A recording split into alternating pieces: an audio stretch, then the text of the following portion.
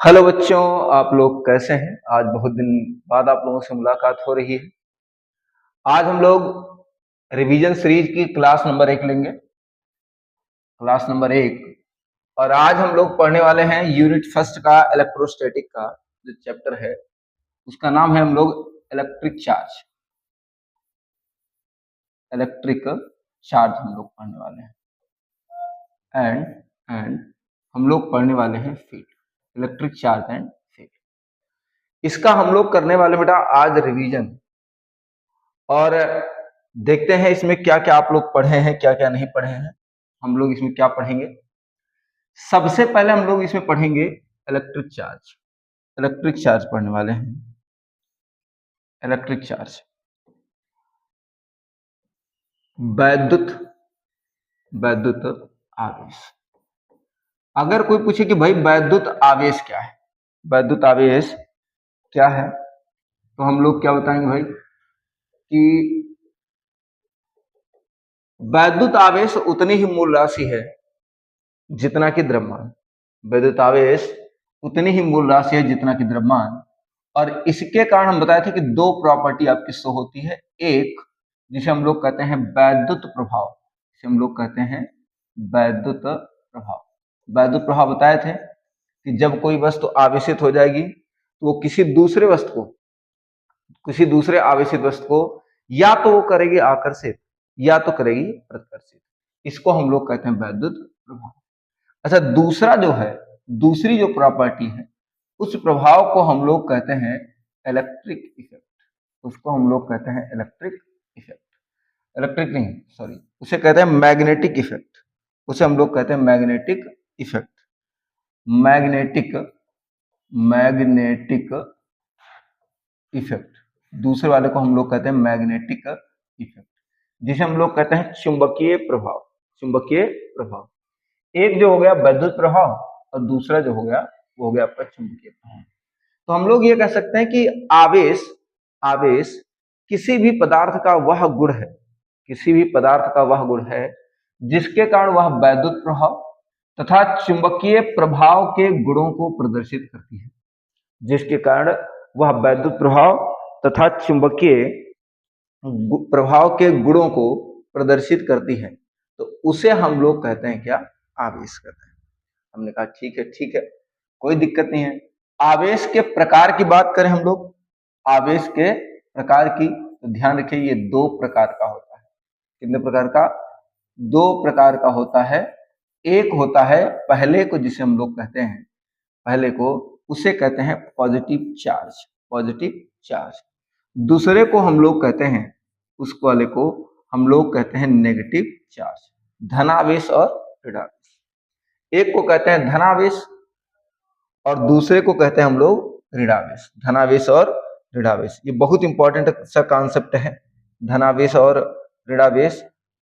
अब चलिए समझते हैं कैसे, क्या है क्या नहीं। धनावेश और ऋणावेश। अब हुआ क्या कि जब नॉर्मल कंडीशन की अगर हम बात करते हैं, नॉर्मल कंडीशन साधारण स्थिति में, मान लीजिए हमारे पास यहां कोई ऑब्जेक्ट है और ये है न्यूट्रल,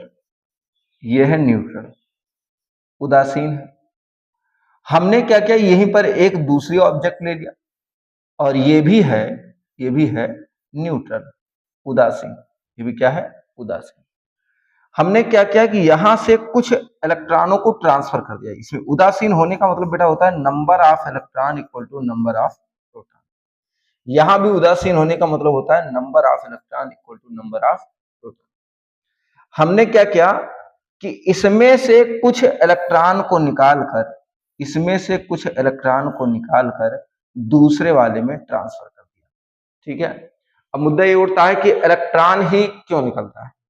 तो इलेक्ट्रॉन इसलिए निकलता है क्योंकि परमाणु के सबसे बाह्यतम कोश का इलेक्ट्रॉन नाभिक के साथ सबसे कम बल लगाया रहता है।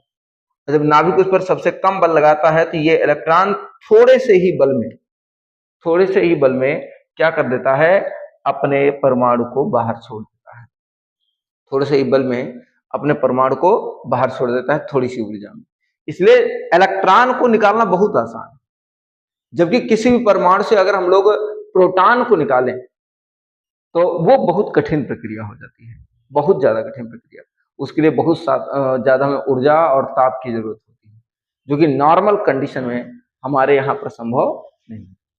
जैसे हम लोग यहाँ से कुछ इलेक्ट्रॉन यहाँ पर ट्रांसफर करेंगे तो आप देखिएगा कि इस वाले वस्तु पर जो पहले उदासीन थी, यहाँ फिगर बना दे रहे हैं, इस वाले वस्तु पर, और यहाँ दूसरी वस्तु है। यहाँ पर पहले क्या था कि number of electron equal to था नंबर ऑफ प्रोटॉन, लेकिन अभी क्या होगा कि number of proton greater than हो जाएंगे नंबर ऑफ इलेक्ट्रॉन के। रीजन क्या है? रीजन ये है कि यहां से कुछ इलेक्ट्रॉन दूसरे वाली बॉडी पर ट्रांसफर हो, इसमें से कुछ इलेक्ट्रॉन दूसरी वाली बॉडी पर क्या हो गया? ट्रांसफर। इसीलिए हमने कहा ठीक है। और यहां पर क्या होगा? इसमें होगा ये कि नंबर ऑफ इलेक्ट्रॉन ज्यादा हो गया number of proton, number of electron ज्यादा हो जाएगा नंबर ऑफ प्रोटॉन की, नंबर ऑफ प्रोटॉन की। हमने कहा बिल्कुल सही है। मतलब ये हो गया कि यहां पर इलेक्ट्रॉनों की कमी हो गई, इलेक्ट्रॉनों की क्या हो गई? कमी। लेकिन यहां पर जो है इलेक्ट्रॉनों की एक्सेस हो गया, इलेक्ट्रॉन मतलब इलेक्ट्रॉनों की अधिकता है, इलेक्ट्रॉनों की क्या है? अधिकता। एक में इलेक्ट्रॉनों की कमी हो गई और दूसरे में इलेक्ट्रॉनों की क्या हो गई? अधिकता हो गई। हमने कहा ये ठीक है। अब होगा क्या जिसमें इलेक्ट्रॉनों की कमी? भाई लॉजिक से बात है कि पहले दोनों की संख्या बराबर थी, यहाँ पहले दोनों की संख्या बराबर थी। हमने कहा बिल्कुल सही, बराबर थी। लेकिन हुआ क्या कि इसमें हुआ कि ये कि इसमें से कुछ इलेक्ट्रॉन इधर चले गए हैं, ऐसे इसमें से कुछ इलेक्ट्रॉन आपके चले गए हैं इधर। हमने कहा ठीक है, कुछ इलेक्ट्रॉन यहां चले गए। अब ये हुआ कि यहां पर हो गई इलेक्ट्रॉनों की कमी और यहां पर हो गई इलेक्ट्रॉनों की अधिकता। जहां इलेक्ट्रॉनों की कमी है वहां पर इसका मतलब प्रोटॉन ज्यादा है, वहां पर प्रोटॉन क्या है? ज्यादा। प्रोटॉन का मतलब हो गया वो हो जाएगा positive charge, positive charge.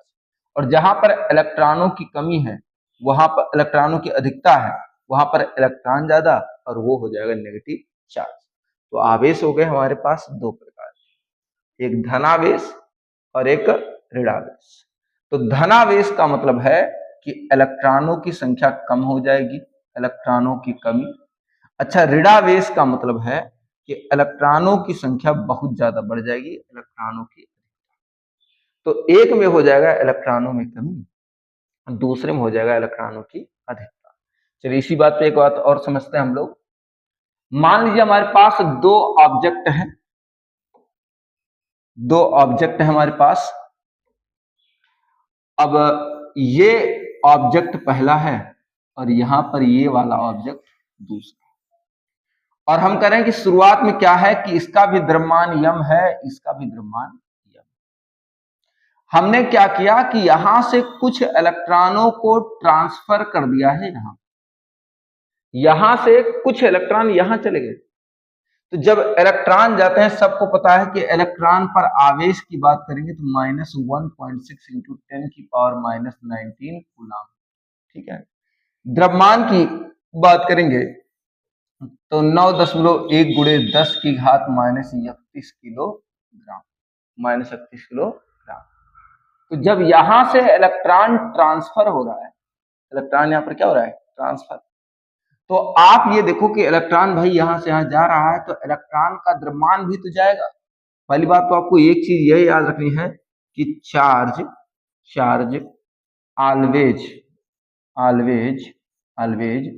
Comes with mass, charge always comes with mass, comes with mass आएगा, charge always comes with mass. आवेश हमेशा द्रव्यमान के साथ। मैंने कहा बिल्कुल सही है। तो जब यहां से इलेक्ट्रॉन ट्रांसफर होंगे इधर तो कंफर्म बात है कि इसका द्रव्यमान जो कि 9.1 इंटू 10⁻31 किलोग्राम है वो भी जाएगा। और जब द्रव्यमान जाएगा तो इसके द्रव्यमान में कमी होगी और इसके द्रव्यमान में क्या होगी? अधिकता। इसके द्रव्यमान में कमी होगी और इसके द्रव्यमान में क्या होगी? अधिकता। तो ध्यान रखिएगा कि जो वस्तु ये हो गया है पॉजिटिव और ये हो गया है नेगेटिव। तो ध्यान ये रखेगा कि जो वस्तु धनात्मक होती है बाद में धनात्मक होगी उसके द्रव्यमान में कमी, और जो वस्तु ऋणात्मक होता है उसके द्रव्यमान में अधिक आ जाएगी। क्यों? क्योंकि रीजन आपके सामने है कि चार्ज ऑलवेज कम्स विथ मास। ठीक है, आवेश हमेशा द्रव्यमान के साथ है, द्रव्यमान के साथ। तो आप लोगों ने क्या क्या पढ़ा? सबसे पहले आप लोगों ने पढ़ा कि भाई चार्ज क्या है, चार्ज क्या है। फिर चार्ज के प्रकार हम लोगों ने पढ़ा, टाइप टाइप। और फिर हम लोगों ने तीसरे स्टेप में पढ़ा कि वास्तव में इलेक्ट्रॉन जब ट्रांसफर होते हैं, इलेक्ट्रॉन क्या होते हैं? ट्रांसफर होते हैं, ओनली इलेक्ट्रॉन, ये लिख रहे हैं ओनली, ओनली इलेक्ट्रॉन, तभी जो है धनावेश या ऋणावेश की उत्पत्ति। अच्छा, चौथे टॉपिक में हमने ये समझा दिया कि भाई इलेक्ट्रॉन अगर एक्सेस में है, पॉजिटिव है, तो इसका मतलब इलेक्ट्रॉन की डिफिशिएंसी हुई है, इलेक्ट्रॉनों में कमी। और फिर पांचवें टॉपिक में हमने ये समझा कि अगर वस्तु नेगेटिव है तो इलेक्ट्रॉनों की संख्या में अधिकता, इलेक्ट्रॉनों की संख्या में अधिकता। इतने सारे टॉपिक आप लोगों ने पढ़ लिए हैं। अब आगे हम लोग रिवीजन करते हैं इसके आगे। देखिए, अगर हम बात करते हैं चार्ज की, तो आवेश जो होता है, आवेश जो होता है वो क्या करता है? उसके कुछ गुण पाते हैं, प्रॉपर्टी, प्रॉपर्टी, प्रॉपर्टी। ठीक है, अब पहली प्रॉपर्टी क्या है इसको चलो समझो। सबसे पहला योज्यता का नियम है, इसे हम लोग कहते हैं योज्यता का नियम। योज्यता का नियम मतलब हो गया आवेश योज्यता के नियमों का पालन करता है। मतलब क्या हुआ? मतलब ये हुआ कि हमारे पास अगर कोई सिस्टम है जिसमें मोर देन वन चार्ज, जैसे यहाँ पर एक है आवेश बिंदु, उस पर आवेश है +Q1, यहाँ पर जो है वो +Q2, यहाँ पर जो है -Q3, यहाँ पर जो है -Q4, dot dot dot and so on, ऐसे बहुत सारे आवेश हैं। मतलब हमारे पास बहुत सारे आवेश हैं जो एक ही पिंड पर निवास कर रहे हैं। तो अगर हम लोग इन पर टोटल चार्ज निकालें, टोटल चार्ज निकालें, अगर हम लोग निकालें इन पर टोटल चार्ज, कुल आवेश, कुल आवेश, तो क्या होगा? जो कुल आवेश होगा वो होगा +Q1 +Q2 प्लस नहीं है, अगला है -Q3, फिर है -Q4 एंड सो ऑन, ऐसे बहुत दूर तक जाएगा, अनंत। मतलब ये हो गया किसी वस्तु पर उपस्थित आवेश, कुल आवेश का, कुल आवेश उस पर उपस्थित कुल आवेश के बीजगणितीय योग के क्या होता है? बराबर होता है। ठीक है ना? तो मतलब टोटल चार्ज ये क्या होगा? अलजेब्रिक सम के बराबर होगा। ये क्या होगा? बीजगणितीय गणितीय योग के बीजगणितीय क्या? योग के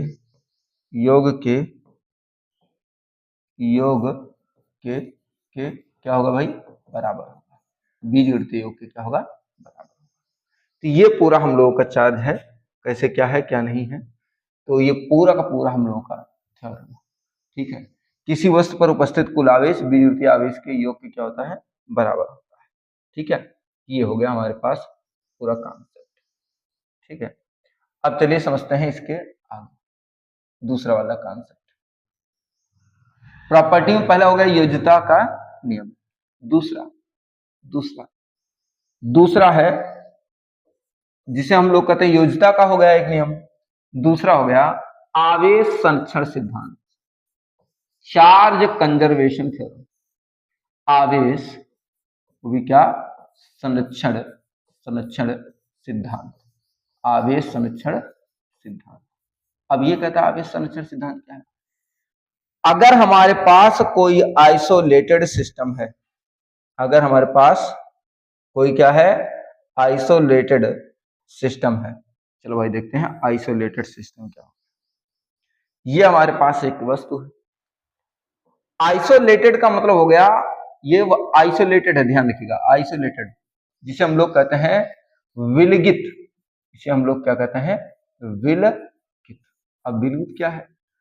ऐसा आवेश या ऐसा निकाय जिसके आसपास अन्य कोई निकाय उपस्थित ना हो, उसे हम लोग कहते हैं क्या? विलगित आवेश, विलगित निकाय। ठीक है, विलगित निकाय है। अब यहां पर अगर हमारे पास मान लीजिए एक पार्टिकल है, उस पर आवेश है Q1, दूसरे पार्टिकल पर एक आवेश है, उस पर है प्लस Q2, तीसरे पर एक आवेश है, उस पर है प्लस Q3। और हम लोग क्या करें, इस पिंड को लेकर के अच्छे से वाइब्रेशन कराएं, अच्छे से हम लोग क्या करा दें, वाइब्रेशन कराएं। वाइब्रेशन का मतलब हो गया इस पिंड को लेकर के हम लोग अच्छे से कंपन करा दें। अगर हम लोग इसको अच्छे से कंपन कराएंगे तो देखेंगे ये गोलियां जी जितनी भी गोली हैं आपस में टकराएंगे, तो इनके बीच कुछ आवेशों का आदान प्रदान है, इनके बीच आवेशों का कुछ क्या होगा, आदान प्रदान। अब देखिएगा आप, पिंड वही है, पिंड जो है आपका वो वही है, पिंड आपका वही है। इसको हटाते हैं पहले,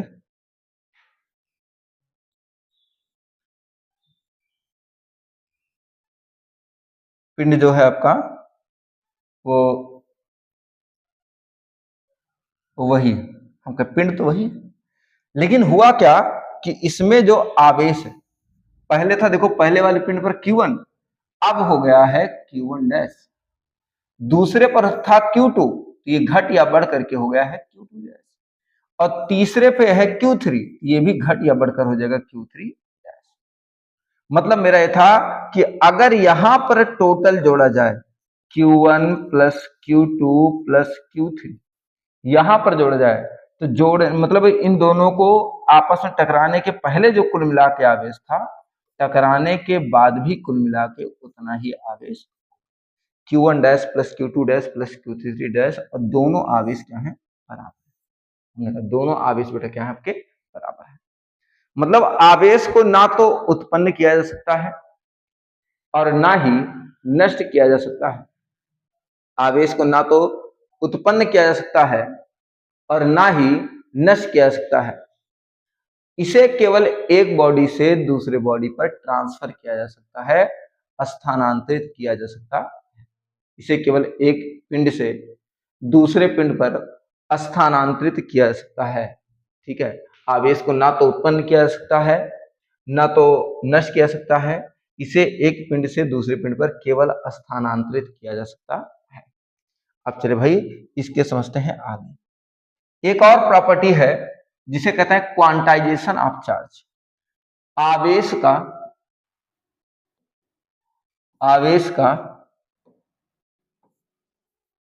क्वांटमीकरण सिद्धांत, ये 3rd नंबर टॉपिक है। आवेश का क्वांटमीकृत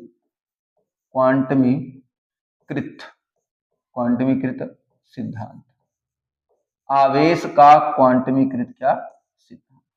अब ये क्या कहता है भाई, जैसे हमारे पास जो मूल आवेश होता है वो मूल आवेश होता है E, फंडामेंटल जो चार्ज है यूनिवर्स में पाया जाने वाला वो E, इसको हम लोग मूल आवेश कहते हैं। क्या कहते हैं, मूल आवेश। तो हमने कहा भैया कि अगर किसी वस्तु पर पाया जाने वाला आवेश, किसी वस्तु पर या प्रत्येक वस्तु पर पाए जाने वाला आवेश मूल आवेश का परफेक्ट मल्टीपल होता है, पूर्ण गुणज होता है। अच्छा, चार्ज दो प्रकार के इसलिए इसके आगे प्लस और माइनस लगा रहे हैं।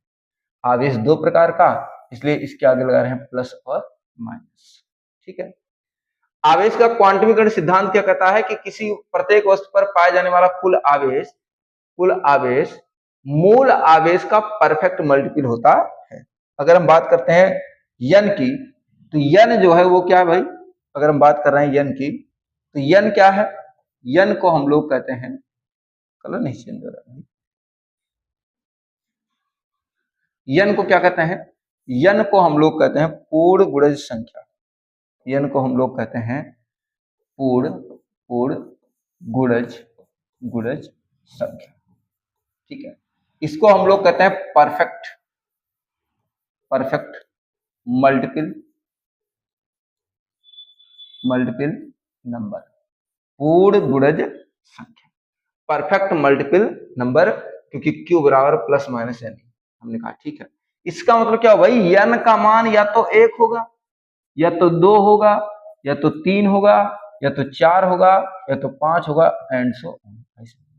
लेकिन n का मान कभी भी इक्वल नहीं होगा, किसके नहीं इक्वल होगा, e/2 के, e/2 के मतलब 1/2 के, सॉरी ये 1/2 के इक्वल नहीं होगा। 1/2, 1/3, 3/2, 3/7 इन सब चीजों के कभी भी वो इक्वल होने वाला, कभी भी वो इक्वल होने वाला बात समझ रही नहीं। मतलब किसी वस्तु पर पाया जाने वाला कुल आवेश मूल आवेश का परफेक्ट मल्टीपल होता है। इसका मतलब हो गया आवेश या तो होगा ±1e, या तो होगा +or-2e, या तो होगा +or-3e, या तो होगा +or-4e, ऐसे एंड सो ऑन। कभी भी वो चीज 1/2, 1/3, 3/2, 3/7 ऐसे नहीं होगा। ये मूल आवेश है। आवेश का क्वांटमीकरण क्या होगा, सिद्धांत। अब चलिए हम लोग समझते हैं कि कूलाम का नियम, क्योंकि हम लोग रिवीजन कर रहे हैं तो थोड़ा जल्दी जल्दी इन सारी चीजों को हम लोग। अगला जो टॉपिक है वो है हम लोगों का कूलाम का नियम। कूलाम का नियम, कूलाम का नियम, कूलाम का नियम भाई किसने दिया था, अगर कोई पूछे तो आप बताइएगा, कूलाम ने दिया था कूलाम का नियम। ठीक, अब देखो कूलाम का नियम है क्या। जैसे इन्होंने कहा था कि हमारे पास दो बिंदु आवेश, एक बिंदु ये है, ये हो गया आवेश Q1, दूसरा आवेश हो गया Q2। वैसे जान याद रखिएगा, जब लाइक आवेश होता है, लाइक मतलब हो गया प्लस प्लस हो गया सजाती आवेश, तो एक दूसरे को रिपल करते हैं, प्रतिकर्षित करते हैं। एक दूसरे क्या करते हैं, प्रतिकर्षित। अगर है एक प्लस और दूसरा है माइनस, तो ये दोनों आवेश एक दूसरे को क्या करते हैं, आकर्षित करते हैं। अगर प्लस और माइनस है तो कहने का मतलब हो गया कि अगर हमारे पास है प्लस प्लस या माइनस माइनस, तो ये दोनों एक दूसरे को रिपल करते हैं, प्रतिकर्षित। अगर एक है प्लस और दूसरा है माइनस, या पहला हो माइनस दूसरा हो प्लस, तो इस कंडीशन में ये दोनों को अट्रैक्ट करेंगे, दोनों को क्या करेंगे, अट्रैक्ट करते हैं, आकर्षित करते हैं। हमने कहा ठीक है।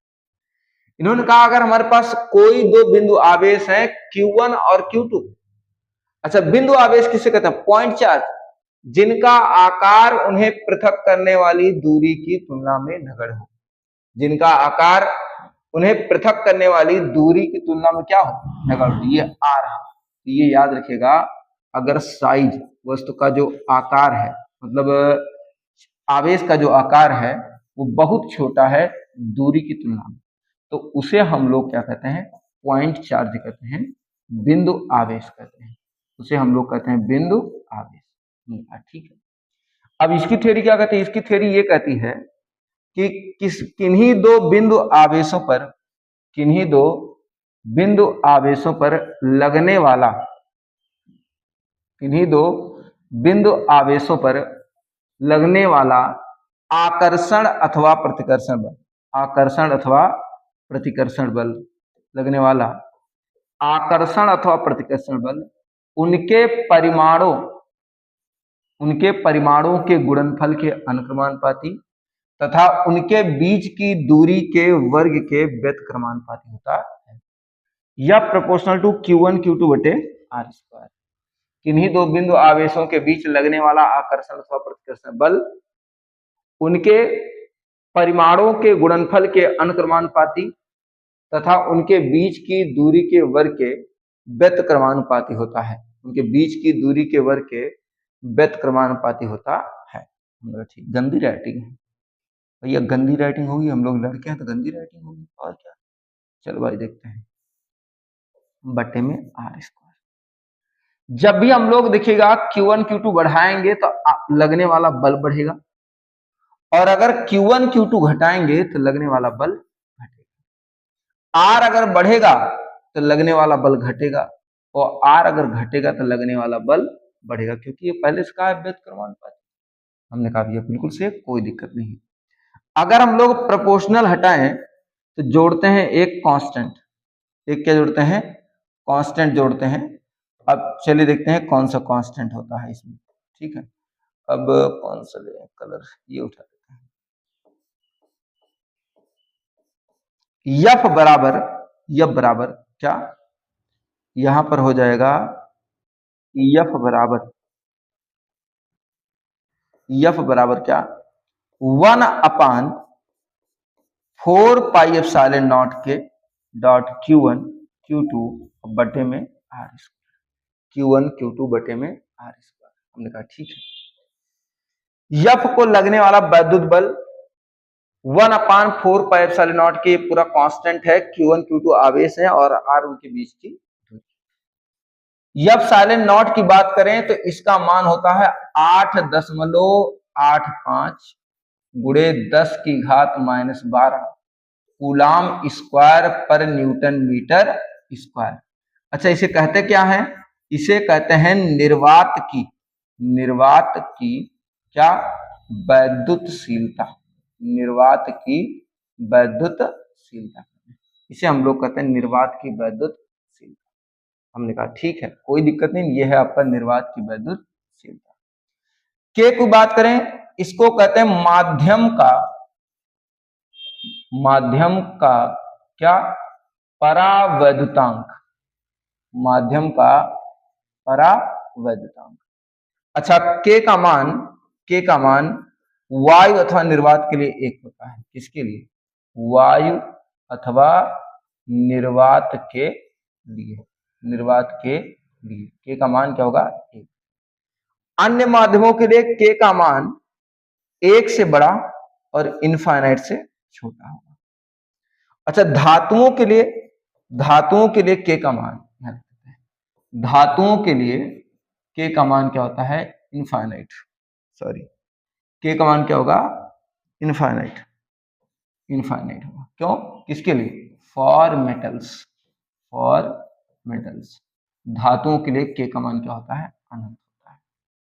तो आज हम लोगों ने कूलाम का नियम रिवीजन किया और इसमें हम लोगों ने पढ़ा आवेश के अनुक्रमानुपाती और बीच की दूरी के वर्ग के व्युत्क्रमानुपाती होता है।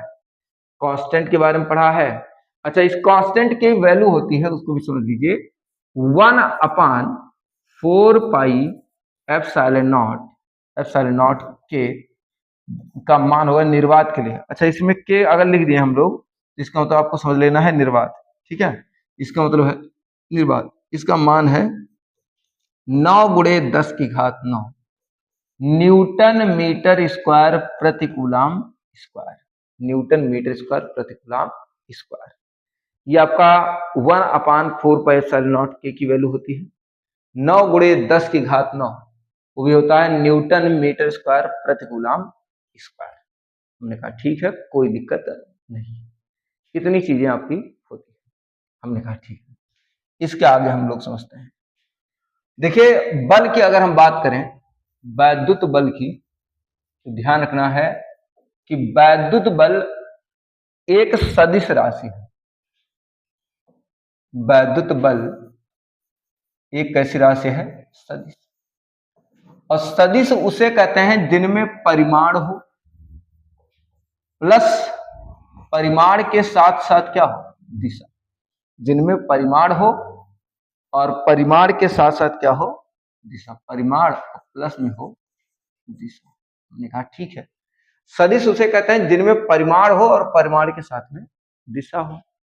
अब इसके आगे थ्योरम क्या हो गई, और प्लस वो सदिशों के नियमों का, सदिशों के क्या नियमों का पालन करे, सदिशों के नियमों को क्या करे, पालन करते हैं, उसे हम लोग कहते हैं सदिश।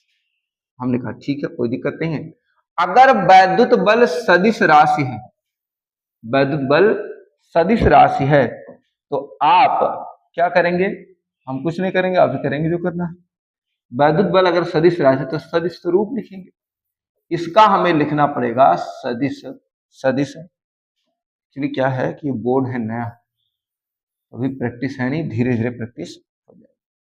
अगर हम इसे लिखें सदिश स्वरूप में, वैद्युत बल को लिखें अगर हम लोग सदिश स्वरूप में, तो कैसे आएगा सदिश स्वरूप इसका, यह आएगा हमारे पास कितना, 1/f बराबर था 1/4 पाई एप्सिलॉन नॉट के डॉट में था Q1 Q2 और बटे में R स्क्वायर। ठीक, सदिश है तो इधर लगाएंगे वेक्टर। अगर इधर वेक्टर लग गया तो इधर भी कोई पद ऐसा होना चाहिए जो वेक्टर लगना चाहिए, तो हम लगा देंगे आर कैप। ये एकांक सदिश है। तो आप कहेंगे ठीक है सर कोई दिक्कत नहीं। अच्छा आर को क्या लिख सकते हैं, mod of r vector. R को क्या लिख सकते हैं भाई, मॉड ऑफ आर वेक्टर। इसका ये वाला मान यहां रखेंगे तो यहां पे क्या आएगा, F vector equal to 1/4 pi epsilon naught के डॉट में Q1 Q2 और बटे में मॉड ऑफ आर वेक्टर का होल स्क्वायर और साथ में आर कैप। ठीक है कोई दिक्कत नहीं। एक सदिश रूप ये हो गया। एक सदिश रूप और भी लिख सकते हैं, क्यों, क्योंकि हमको आर वेक्टर का फार्मूला, आर कैप का फार्मूला पता है, आर वेक्टर बटे में mod of r vector. R vector बटे में मॉड ऑफ आर वेक्टर।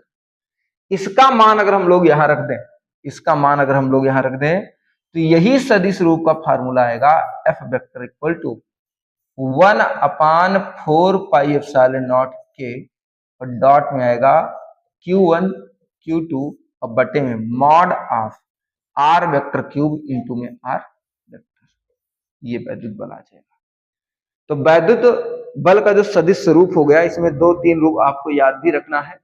एक याद रखना है F vector equal to 1/4 pi epsilon naught के डॉट Q1 Q2 बटे में मॉड ऑफ आर वेक्टर का होल स्क्वायर और आर कैप, और दूसरा F vector equal to 1/4 pi epsilon naught के डॉट Q1 Q2 बटे में मॉड ऑफ आर वेक्टर का होल क्यूब आर वेक्टर हो जाएगा। तो ये चीजें आपको जो है बेहतरीन तरीके से याद रखनी है।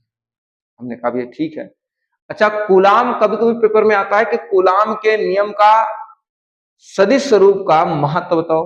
तो पहला महत्व तो आपको ये याद रखना है, पहला महत्व में क्या, इससे ये पता लगता है कि जो कूलाम का नियम है, कूलाम का नियम, ये जो कूलाम का नियम है, कूलाम का